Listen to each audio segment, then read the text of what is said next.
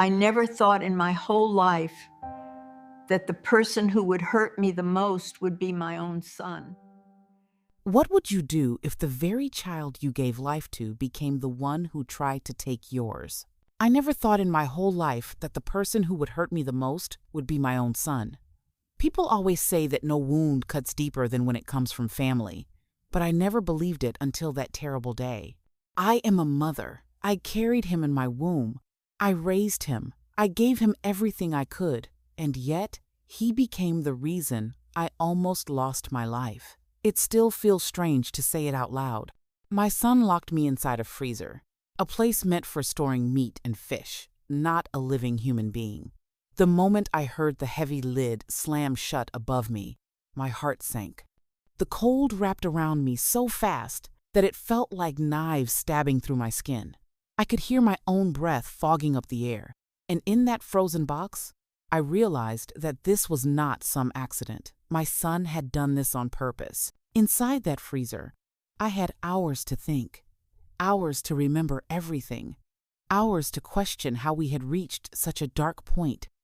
I wanted to scream, I wanted to beg, but deep down, I knew this was more than anger. This was betrayal. And betrayal from your own child is a pain no one is ever ready for. The silence in that freezer was louder than any noise I had ever heard. It was so quiet that I could hear my own heartbeat racing, thudding in my ears, like a drum. My hands shook as I pressed them against the icy walls, trying to find a way out. My skin stung as if tiny needles were piercing me again and again.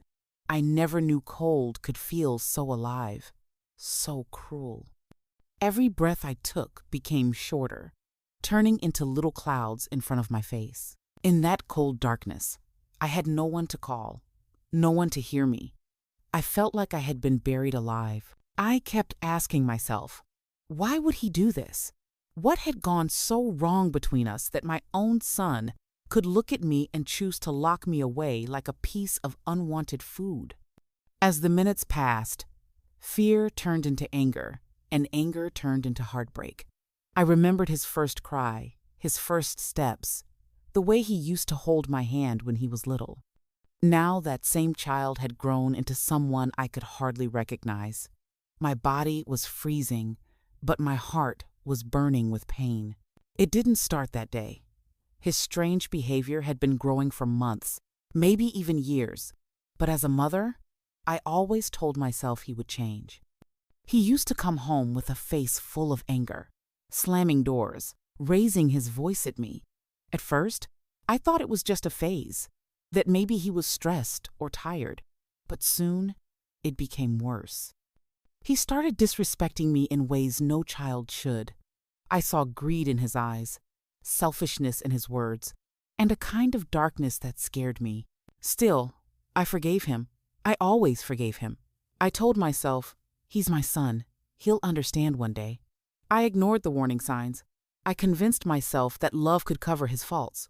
But deep down, I knew something was changing in him, something I couldn't reach.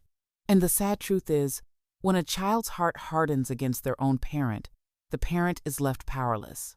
I never thought it would come to this, but looking back, the freezer wasn't the first prison I had been in. I had been trapped for years by the hope that my son would become better, when in reality, he was only getting worse. The day everything snapped, it started with words. He shouted at me in a way no child should ever speak to their mother. His eyes were filled with so much rage that I couldn't recognize the boy I had raised. He accused me of things I didn't do, blamed me for problems I had no part in. The house shook with his anger. I tried to calm him, but every word I spoke only made him louder. He wanted power, control, and I was standing in his way. Then came the moment I will never forget. He pushed me, hard, toward the storage room where the freezer stood. My body stumbled, and before I could make sense of it, he forced me inside. I screamed his name, begged him to stop, but he looked me in the eye with no trace of mercy. The last thing I saw was his hand slamming the lid down, sealing me in darkness.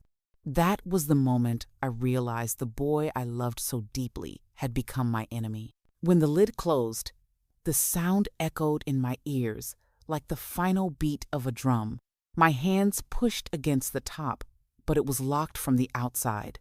Panic filled me, and I started banging, hoping maybe, just maybe, he would change his mind and let me out.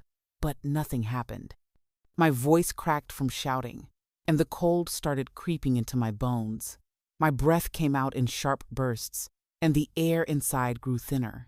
Every passing second felt like a nail in my coffin. I curled my body, trying to stay warm, but the freezer was unforgiving. My fingers turned numb, my lips trembled uncontrollably, and I could barely keep my eyes open. The world outside had gone silent, but inside me, a storm of emotions raged. Fear, anger, confusion, and heartbreak. The thought that my own son had done this willingly broke me in ways words can never explain. To stay awake, I forced myself to think of ways to survive. I pressed my fists against my chest, trying to trap any bit of warmth left in me. I rubbed my arms, even though they were too stiff to move properly. I prayed silently, over and over, asking God for just one more chance to live. The cold wanted me to give up, but I refused. I thought of my younger days, of the life I had built, of the sacrifices I made for my son. That thought gave me strength, even when my body felt too weak to go on. As the hours passed, I drifted in and out of strange memories.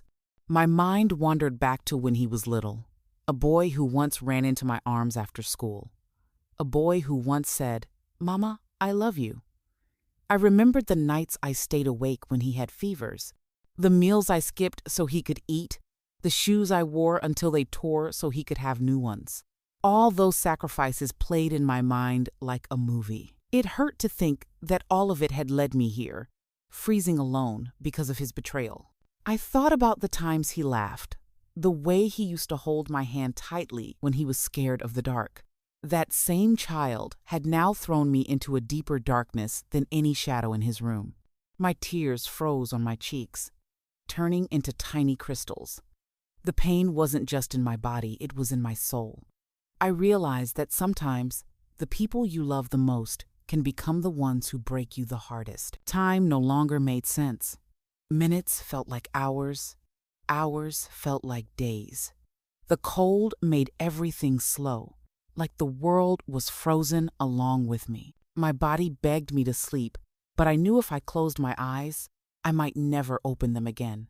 I kept counting in my head to stay awake, whispering to myself just to hear a voice in the silence.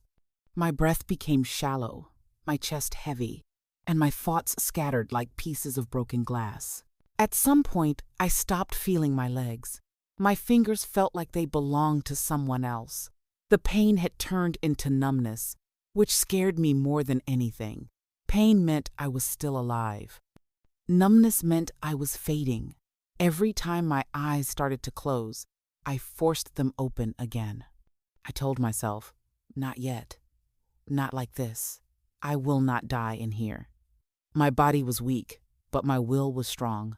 I refused to let my son's cruelty be the end of me. And then, something happened that I still can't explain. Just when I thought all hope was gone, I heard a noise. It was faint, almost like a creak or a shift from above. My heart raced. Was someone there? Had someone come to check the room? I gathered the last of my strength and banged the wall with my fist. The sound echoed, and I prayed it was loud enough to be heard.